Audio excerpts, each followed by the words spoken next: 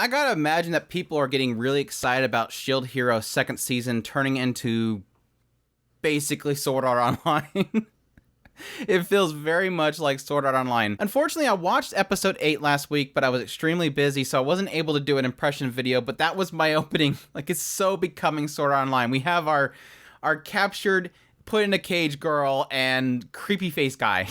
We're totally doing that whole thing. But unfortunately, episode 9 didn't fix that, and I was kind of hoping it would. Let's be honest, with episode 7, my hope was being restored in this series. The pacing was fixing. I started feeling like I was enjoying the show again, exploring this new world that essentially is at odds with the world that Naofumi is from. But unfortunately, the end of episode 8 just kind of just went right back into it. Creepy face guy and everything. And I think it wasn't really just so much that I felt like the pacing was picking back up, because I do believe that episode 9 pacing's out of whack again. We're going right back into out of whack pacing. Just it feels like somebody just stepped on the gas again. But obviously, if anybody has been watching me long enough, you know exactly why the end of episode 8 really brought it down for me again. It's the book hero. We're right back to creepy guy that just wants to see Naofumi angry. That's our driving force. Literally, episode 8 ends on the note of, I did everything just so I can see that face of yours. Ha ha ha ha ha. Is that it? Like, that's our driving force of our bad guy? Is he wants to see Naofumi upset? So he did this whole thing just to separate him from Raphtalia, just so he can see Naofumi mad? That's our driving force?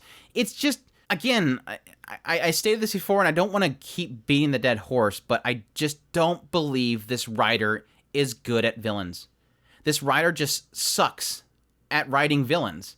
If your whole driving force so far, and this is obviously probably going to change going forward, if your whole driving force for a bad guy or a villain is I want to see the main character's face when I do something terrible, you lost me. You literally lost me. Outside of that, there was a few really interesting points throughout episode 8 especially. I did like this idea of really starting to dive into different races of this world. It jumps into spirit people and all that kind of stuff, which they did note Glass is a part of that. And I thought Glass was going to be a cardinal hero, but apparently Glass is just a vassal. So I finally, episode 8, I have finally established that Glass is not a cardinal hero. I always thought that she was a cardinal hero that was summoned to this world. And it kind of, I guess to my credit, having Kizuna say that she is essentially her sister.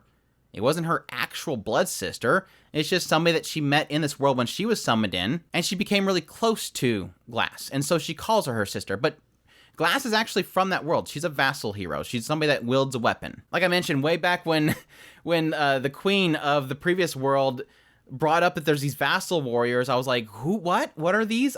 Have we ever mentioned this before? Again, I assume just because of the bad pacing, that they're not explaining the difference between a vassal weapon hero and a cardinal hero that's summoned into the world from Japan, obviously. But it was interesting to see that essentially the spiritual power of Glass, or at least these spirit people, are different than typical people. They don't have normal levels like most people have. They're just based on energy levels alone, which explains why Naofumi's ability to kind of drain that energy just completely wiped her out. I did like finding out finally why everybody was calling Kizuna the fishing warrior or something like that. It was some goofy name that I was like, wait, what?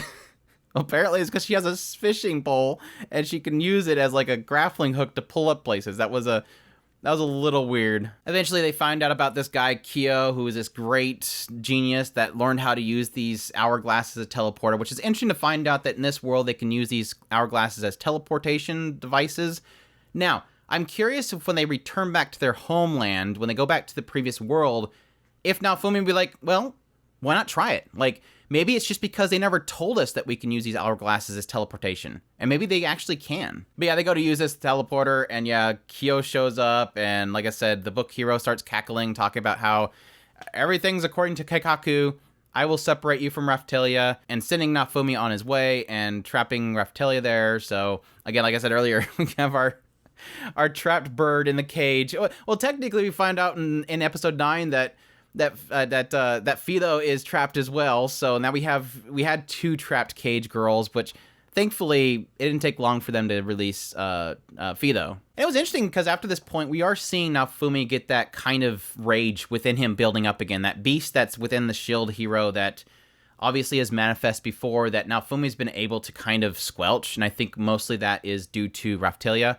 It does seem like her being away is causing that to come back again. And I really did think at this point in this part of the story, it was going to get loose. Because even when they go to this kingdom that summoned Kizuna to get help, everybody immediately, upon finding out that he's from another world, immediately turn on him. And they all give him the same gaze that they gave, that his previous world gave him when they were just hating him. And this is one of those really troubling parts, because it's like, okay, Cardinal Hero shows up, everybody's happy she's safe. She says, I was stuck in this labyrinth. Everybody's like, well, how did you get out? And she's like, well, this guy saved me. And everybody's like, oh, thank you for saving her. Well, he's from another world. Get away from him. Like, what are you going to do? Like, you can't... like, why are you rejecting this guy?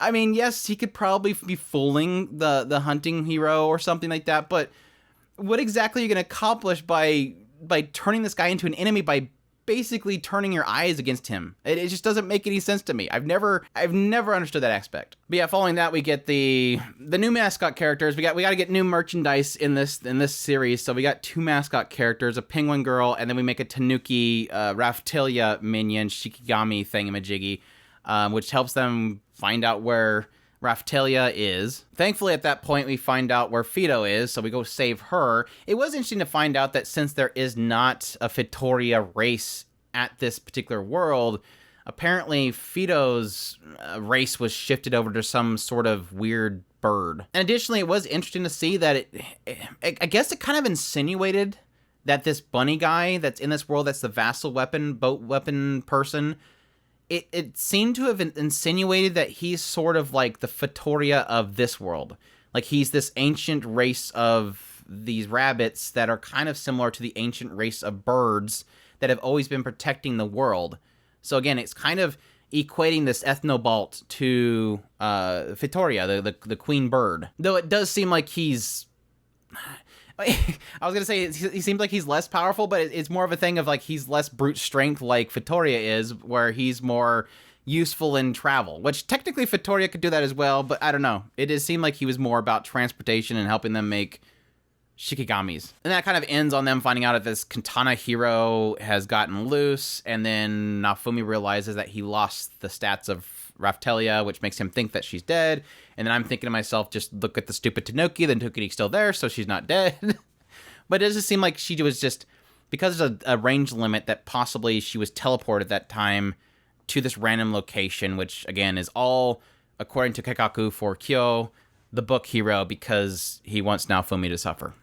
Again, I'm kind of starting to wonder at this point, because I'm trying to find what the writer wants to do with this book hero. Besides make him a cackling idiot bad guy, I'm hoping, still hoping the writer has something that he wants to do with this character. And all I can assume is that he's trying to pull things away from Naofumi and make him suffer so that Naofumi releases this demonic shield or whatever it was called that he used previously, and then tap into that power.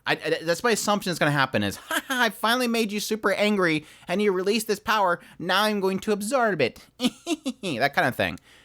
That's my only assumption. Besides that, I don't know. I just want to hope that there's something besides cackling bad guy. But we'll see. I hope everybody's enjoying Shield Art Online Hero. Let me know in the comments down below if something's working for you that I'm missing. Just definitely let me know. I'd definitely love to hear from you guys. Additionally, if you like this video, make sure to hit that like button. I appreciate everybody for checking this out. Make sure to subscribe if you have not already. Share this video if you can. Support us on Patreon through our tips link in the description below. We definitely appreciate everybody does. And y'all take care.